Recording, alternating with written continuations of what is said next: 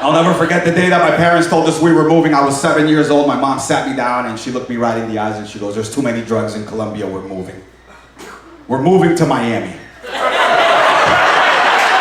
Which is exactly where the drugs were going back in 1986. I actually started thinking about it. I was a mule for my parents. My mom's like, "Here, take this white thing, shove it in your ass. Deep, deep, deep in your ass. We're moving to America." Crazy, crazy, crazy. We're living in crazy times, crazy politically charged times. Everybody wants to know your affiliation. Are you a Democrat or are you a Republican? And I always have the same answer. I'm like, look, I'm not a Democrat. Look, I'm not a Republican. I'm actually an illegal, so I have to stay quiet. So I don't get kicked out of the country, you know what I mean? Shh, don't tell nobody. I go to therapy like every comic. I go to therapy. I'm taking it from 0 to 60 though. I used to be your typical Latino guy that never said anything. I would harbor everything. I would punch a wall, you know? I would just be like, ugh. Couldn't communicate my issues, but I've been going to therapy for 6 years and now I've taken it from 0 to 60 because I didn't say anything before and now I write the longest Yelp reviews. I will save your business, I swear to God. Try me, okay? Try me. I went to a restaurant the other day, had horrible service, wrote the longest Yelp review, and I wrote the corporate office. 2 weeks later, I got a gift card for $200 in the mail. And I was like, is this how white women all across America do it? I'm on to you bitches. I'm getting older. I'm 44 years old. I know I look like I'm 12 and I just ran away from home, but I'm actually 44. 44 is a weird age. You're not old. You're not young. You know, you're right in the middle when your body starts to let you know that you can maybe possibly die tomorrow, you know? This is how I know I'm getting older. True story. The other day I was having sex standing up. I got dizzy and almost fell. But it wasn't even like I was about to finish, because that's when you see double and triple and quadruple. This was literally 2 pumps in, my knee buckled. I saw the light, I had to break my fall. I was like that. I disconnected from my girlfriend and I went back and I landed on the wall. But this is when I learned how much of a champ my girlfriend is, because when I disconnected and went over here to break my fall, my girlfriend was like, "Where you going? Where you going? Where you going? Where you going? Where you going? Where you going?" And I was like, "This girl's a champ right here. I need to propose." And then I got a ring, and this is also how I knew I was getting older. When I went to get down on one knee, I tore my meniscus. And it hurt, and I fumbled the ring. It went down the drain. I'm still single. What's up? Oh, I'm so happy to be here in California. I don't know if anybody speaks Spanish, but how many people speak Spanish, by the way? Round of applause. 2. Awesome. Okay. Well, this wall's working, okay? So, all right, no one got that. Whatever.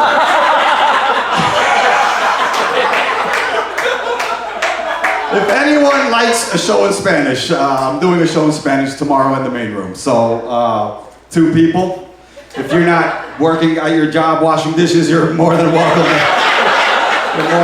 to come tomorrow. Whatever. What else? Crazy. Getting older. My girlfriend's 25, I'm 44. Do the math, call the cops. My girlfriend was complaining about how we don't have sex in different places. And that's when I learned that women like to have sex in all sorts of different places. Guys, we just lay there and, you know, the girl does all the work in bed and then that's it. We bust a nut, we go to sleep, that's it. Women want to have sex all over the place. Women want to have sex in the attic, in the basement, in the bathroom, at the morgue, in the hospital. Women want to have sex everywhere. So she came in one day and she's like, she's, you know, popping off. She's like, "Wait, and I was like, "Oh, okay, I'm a boyfriend that listens." So I was like, okay, the next time she comes over, I'm going to give it to her wherever I may be. And that day she came in and I was in the kitchen washing my dishes like the true immigrant that I am, just sitting there washing my own dishes. And then she turned the corner and I literally just dropped everything and I just went, "Ah!" Not like that. That was very rapey, what I just did. I'm sorry. The visual.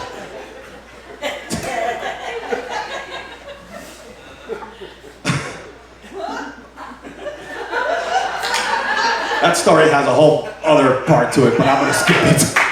I grew up in Miami, Florida, and Miami's crazy, man. I didn't realize how much the world thinks Miami is crazy, you know, because I grew up there, so that shit is normal to me. But then once I started traveling to places and people were like, you're from Miami, that place is crazy, I would get offended. I'm like, no, it's not. I grew up there, and I would defend Florida. But now I started paying attention to it a little bit differently. You know, I started paying attention from the outsider's perspective, and let me tell you, Florida is fucking crazy, okay?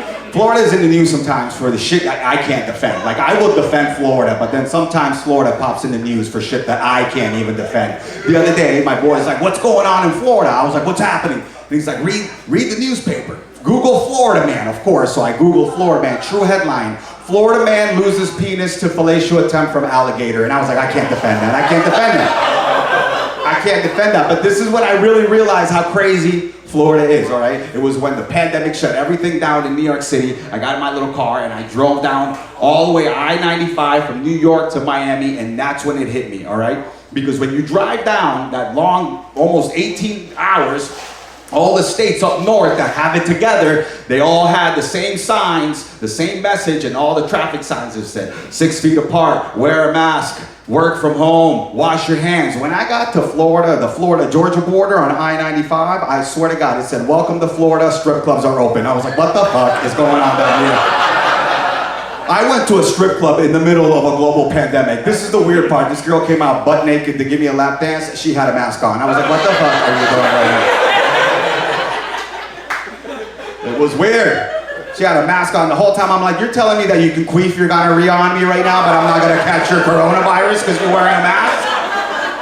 Is that how it's working? It was weird when I went to tip her because I'm used to tipping in the panties, but she didn't have any, so I had to tip her in her mask. I was like, come here, let me put this. I felt like I was tipping my hygienist at the dentist. I was like, here you go, thank you for cleaning 21 and 22 and fixing my cavities. Thank you very much. Crazy. I date white women.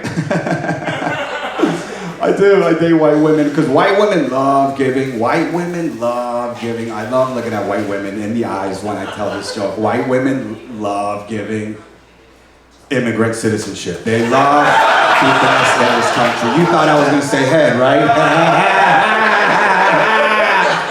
Boom, and then you switch. And then you switch to a black girl, and they don't suck dick. That's all. Which one are you? You're hugging both. Oh, okay. Oh, okay. Because you were going like this, and I was like, fucking Hugh Hefner over here.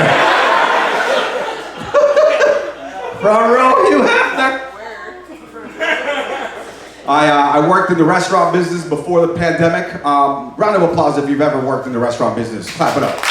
Yes, yes, yes, yes, yes. We know how to hate people professionally. I think everybody should have to wait tables once in their life to find out how horrible humans could be. Yes or no?